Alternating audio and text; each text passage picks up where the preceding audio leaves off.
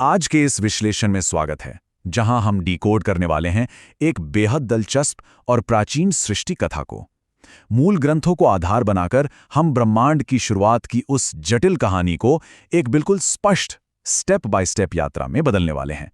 आइए देखते हैं कि कैसे एकदम शून्यता से जीवन का निर्माण हुआ और इसके पीछे की असली वैचारिक नींव क्या थी। हम कौन हैं? हमें किसने बनाया? हमारा दायित्व क्या है? ये सिर्फ आज के दार्शनिक सवाल नहीं है। मूल ग्रंथों के अनुसार सृष्टि के बिल्कुल आरंभ में, जब ब्रह्मांड में कुछ भी नहीं था, तब ठीक यही अस्तित्वगत सवाल भगवान ब्रह्मा और श्रीहरि विष्णु के मन में भी उठे थे। वे भी जानना चाहते थे कि आखिर उनके वजूद का उद्देश्य है क्या। चलिए देखते हैं कि इसका उत्तर उन्हें कैसे मिला। भाग 1, रहस्यमयी प्रकाश स्तंभ।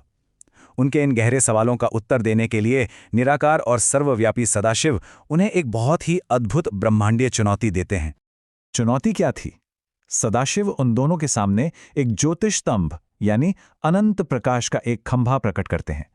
अब ब्रह्मा जी को निर्देश मिलता है कि वे इस विशाल प्रकाश स्तंभ के ऊपरी छोर की खोज करें, जबकि विष्णु जी को काम सौंपा जाता है कि वे इसके आधार यानी इसकी शुरुआत का पता लगाएं। देखा जाए तो यह सीधे तौर पर अनंत को मापने का एक अल्टीमेट टेस्ट था। और ये कहानी हमें अनंत के असली स्केल को बहुत ही शानदार ढंग से समझाती है। ब्रह्मा जी ऊपर की तरफ निकल पड़ते हैं, विष्णु जी नीचे की तरफ। ब्रह्मांडीय समय के हिसाब से कई युग बीत जाते हैं, लाखों साल, लेकिन नतीजा बिल्कुल शून्य। अंत में थक हार कर दोनों वापस उसी जगह लौट आते हैं जहां से उन्होंने शुरुआत की थी। अपनी हार मानते हुए उन्हें एक बहुत गहरी बात समझ आती है। बात ये थी कि जहां भी देखो वो केवल आदि सदाशिव की अनंत माया है, इसका कोई और छोर है ही नहीं।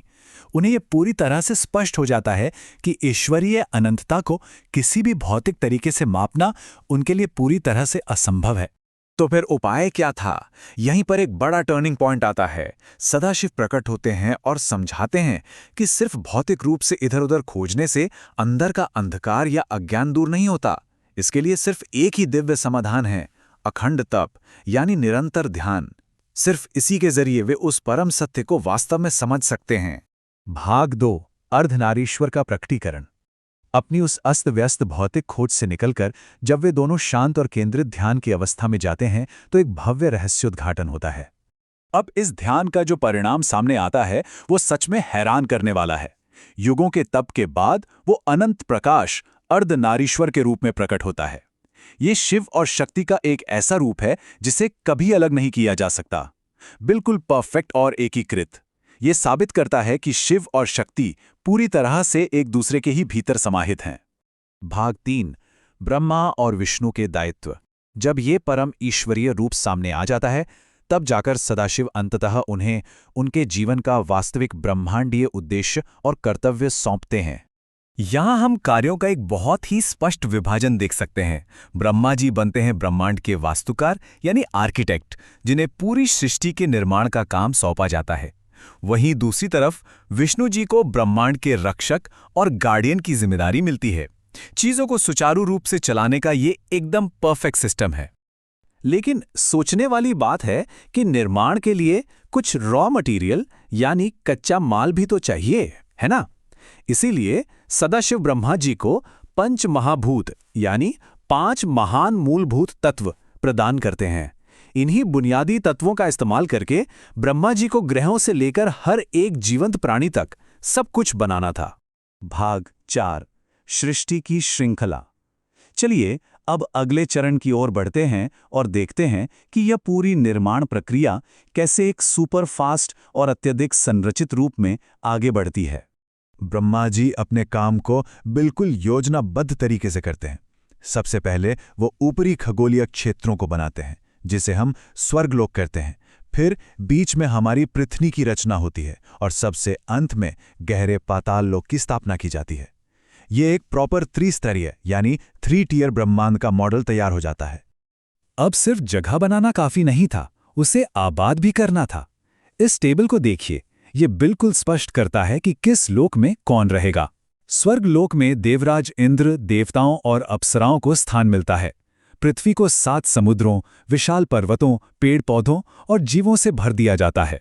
और सबसे नीचे पाताल लोक है, जहां असरों की उत्पत्ति होती है। इस तरह ब्रह्मांड में एक अविश्वसनीय विविधता आ जाती है। इतनी विशाल और विविध सृष्टि बन तो गई, लेकिन इसमें नियम और व्यवस्था कैसे बनेगी? इसके लिए ब्रह्मा जी सप्तर्षियों को प्रकट करते हैं। ये 7 अत्यंत शक्तिशाली और दिव्य ऋषि हैं: वशिष्ठ, मारीच, अत्रि, अंगिरा, पुलह, कृतु और पुलस्त्य। मानव इतिहास के नजरिए से इन 7 ऋषियों का उद्देश्य बहुत अहम है। ग्रंथों के अनुसार इन्हें धर्म की स्थापना करने और सबसे अहम काम गोत्रों को स्थापित करने की जिम्मेदारी दी गई। ये वही मूलभूत पैतृक वंशावलियां हैं जिनसे आगे चलकर पृथ्वी पर पूरी मानव आबादी का विस्तार होने वाला था। और अंत में इस पूरी रचना को पूरा करने के लिए ब्रह्मा जी 2 बेहद शक्तिशाली शक्तियों का निर्माण करते हैं: कामदेव और वसंत। कामदेव का काम है प्राणियों के भीतर प्रेम और आकर्षण पैदा करना, जबकि वसंत का काम है प्रकृति में सुंदरता और वसंत ऋतु का उल्लास लाना। देखा जाए तो आकर्षण और प्राकृतिक सुंदरता को वास्तविकता के ताने बाने में हमेशा के लिए पिरो दिया गया। ये सब हमें एक बहुत ही दिलचस्प सवाल पर लाकर छोड़ देता है। इच्छा और सौंदर्य की ये ताकतें इस ब्रह्मांड को लगातार चलाते रहने के लिए सबसे अहम फाइनल इंग्रेडिएंट क्यों है?